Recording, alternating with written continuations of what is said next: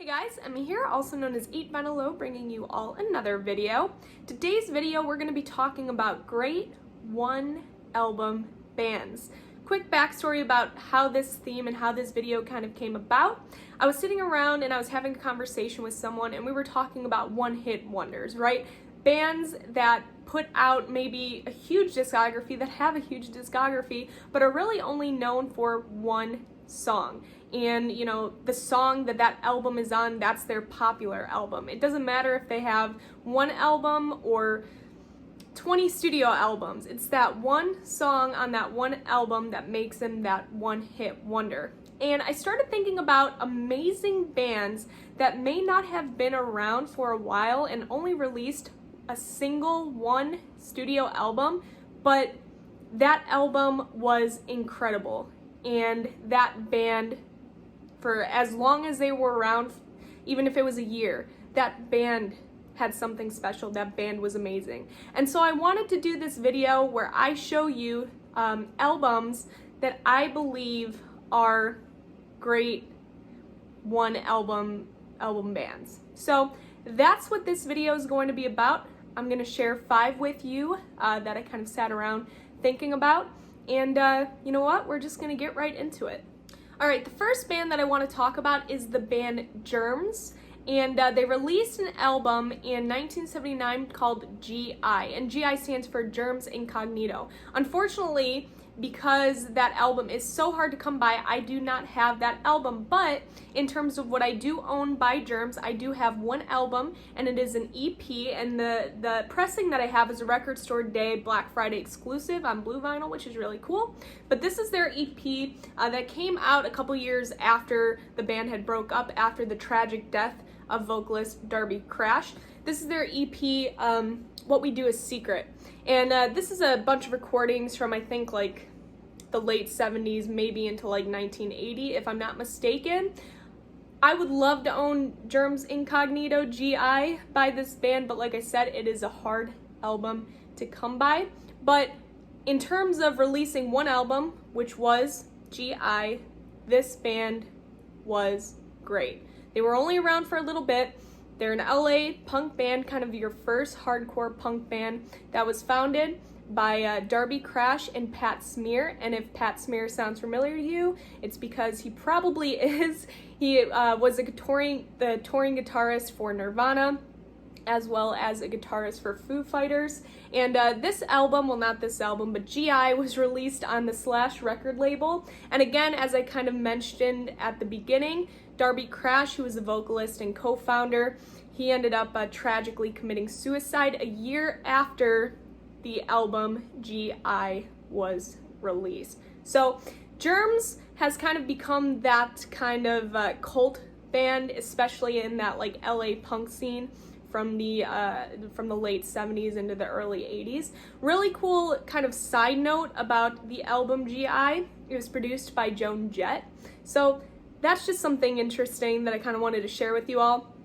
Pat Smear, co-founder, huge fan of Joan Jett, so that must have been awesome. But amazing album, again, from kind of your first hardcore punk band. And like I said, I wish I had it, but this one, this will do. It has that kind of same design that GI has, except GI has that black cover here instead of white. So number 1, we're going with Germs. Definitely a great one album band.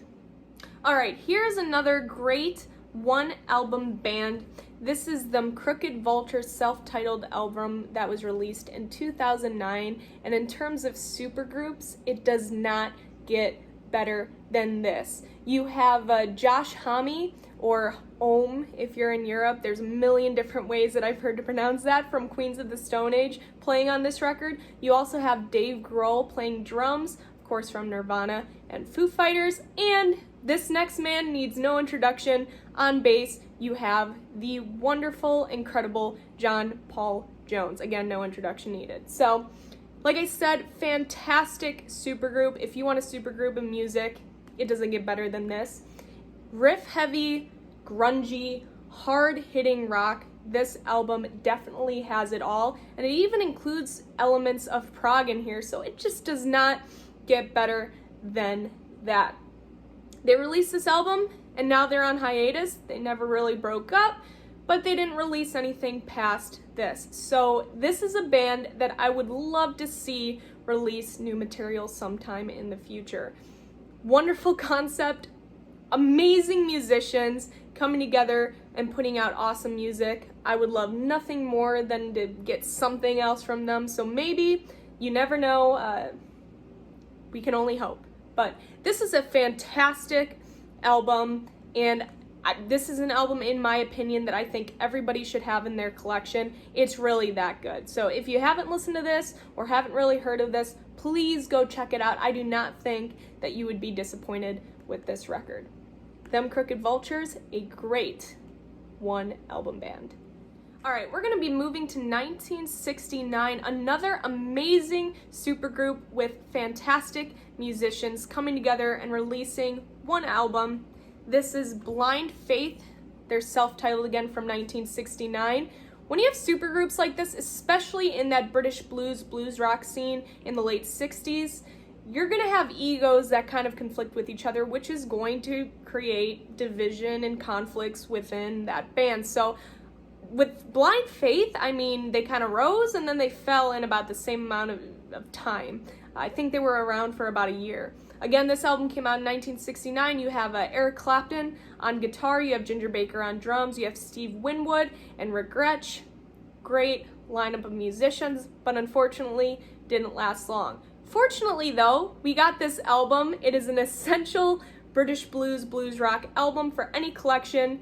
Most notably, in the UK version, the UK press, it has that cover of the topless girl, which created some stir, and of course the US band then kind of get this cover. I have the one with the topless girl in the back, but we don't need that right now, so we're going to continue on here.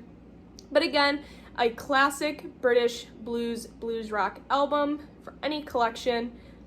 I would have loved to get some more material from this band, but unfortunately that never happened. Now, fortunately, the next album that I'm going to show you comes out a year after this band disbands, and we were able to get something from the next band that I'm going to be showing you because of this band coming to an end.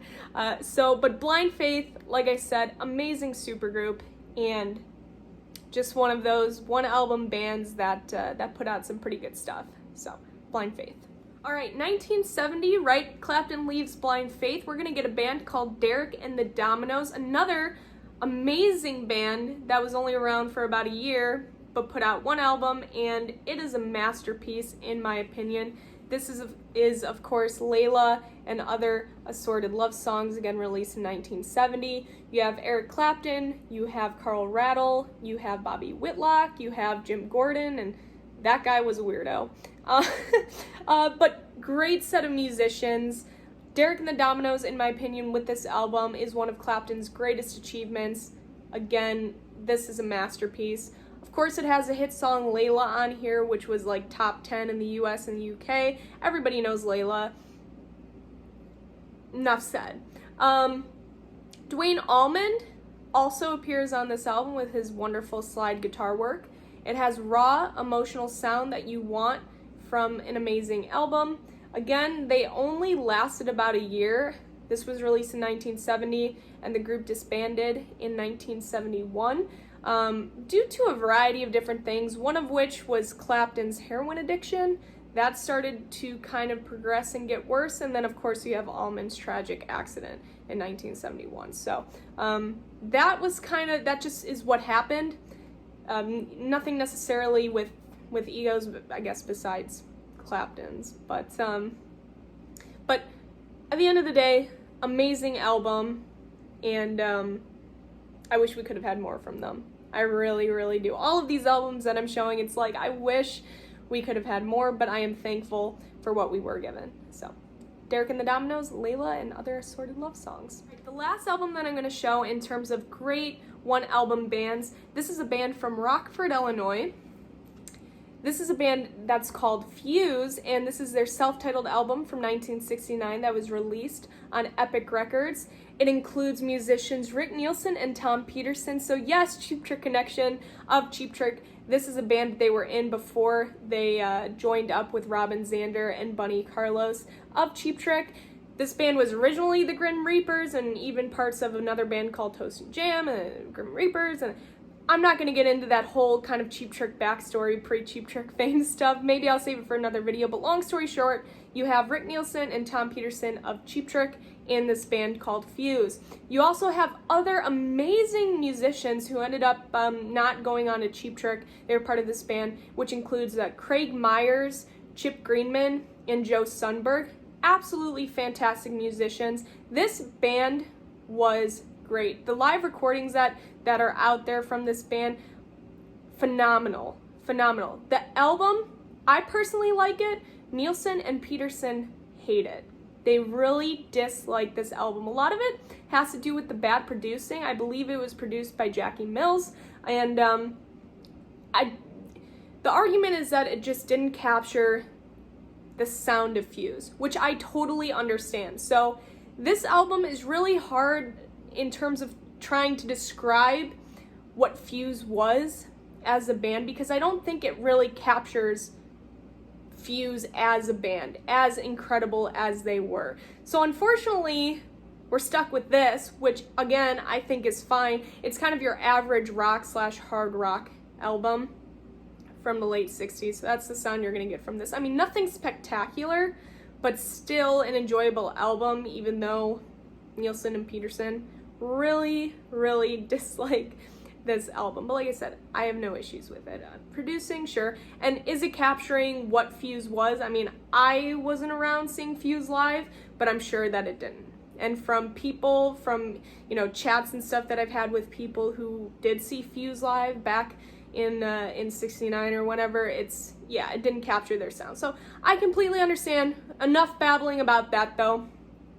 In terms of musicianship, Fuse was a fantastic band. They put out this album, it was a stinker, didn't go anywhere, and then of course Fuse, they break up. Now, of course though, some positivity, a lot of positivity comes from that, because eventually Rick Nielsen and Tom Peterson meet up with Robin Zander and Bunny Carlos, and we get Cheap Trick, my favorite band. So this album and this band, it's one of those things where you think, what if? But then you also don't want to think, what if? Especially I don't, because it's like, would we have Cheap Trick? Probably not. So if this band continued, put out another album, like I said, they were great musicians, so you never know where they could have went. Would Cheap Trick have gone together? Probably not. So I don't know if I want to think about that, but great band. If anything else, pick up this album if you see it, because it's just cool kind of history and backstory with one of the greatest bands, in my opinion, greatest band in music.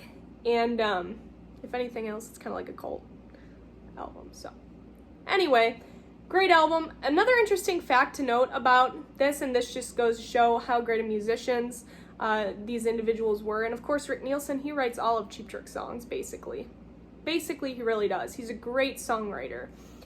They wrote all of the songs and recorded this album and put it out, I think, in the same year. So that's some good stuff.